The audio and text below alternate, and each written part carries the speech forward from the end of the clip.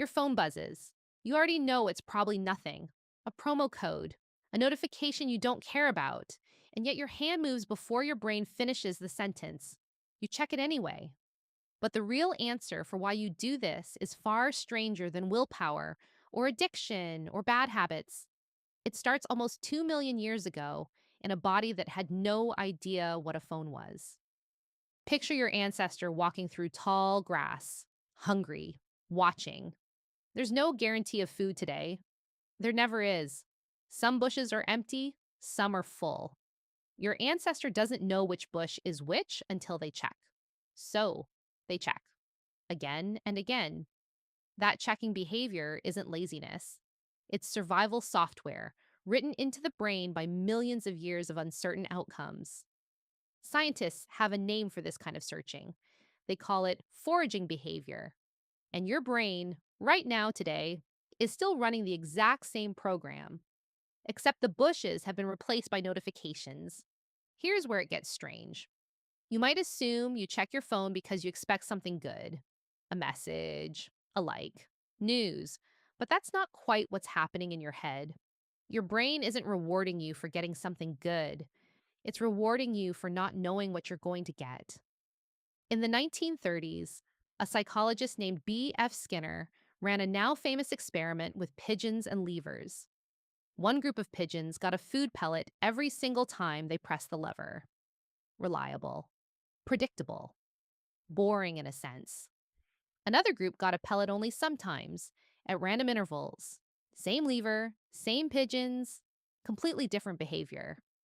The pigeons on the unpredictable schedule pressed the lever more, not less, more.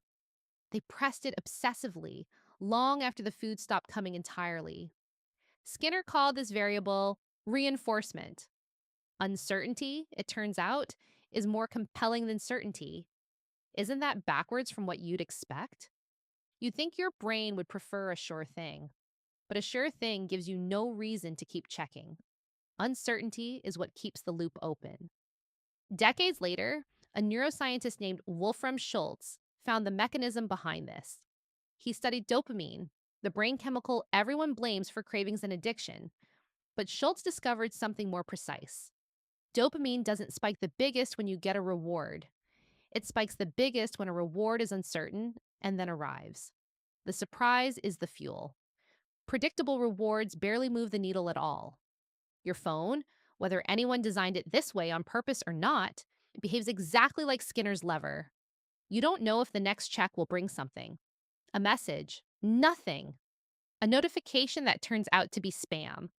That unpredictability is the entire trick. Your brain isn't checking because it's weak. It's checking because uncertainty, biologically, feels like opportunity. There's a second piece of this, and it comes from a researcher named Kent Berridge, who spent years separating two things people usually treat as the same: wanting something and liking something.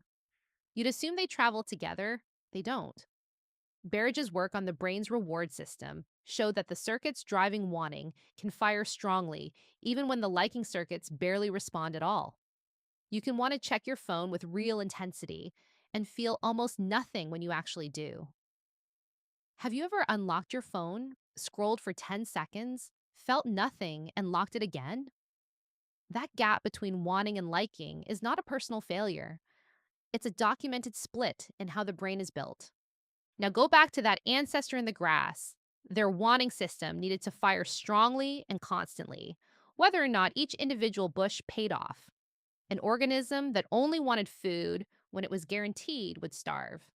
So evolution built a wanting system that runs ahead of the actual reward, checking, searching, sniffing out possibility before proof ever arrives.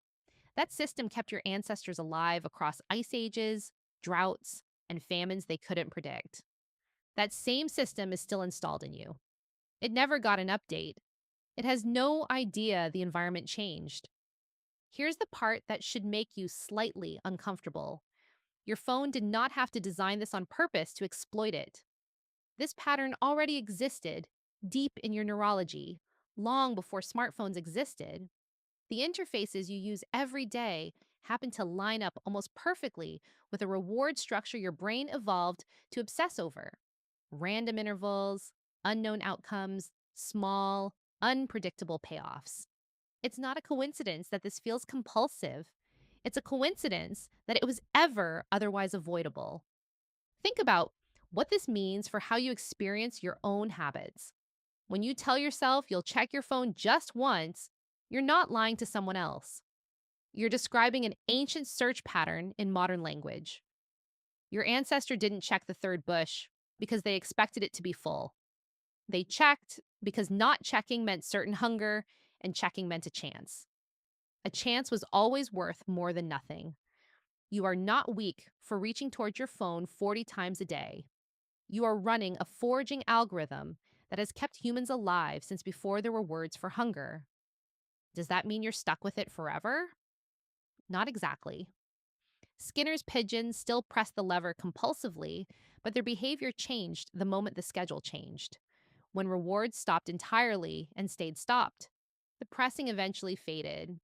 The system responds to structure, not just impulse, which means the same wiring that traps you can also be redirected once you understand what it's actually responding to.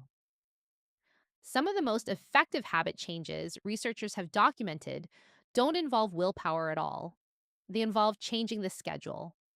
Turning off notifications removes the unpredictable ping that trains the loop.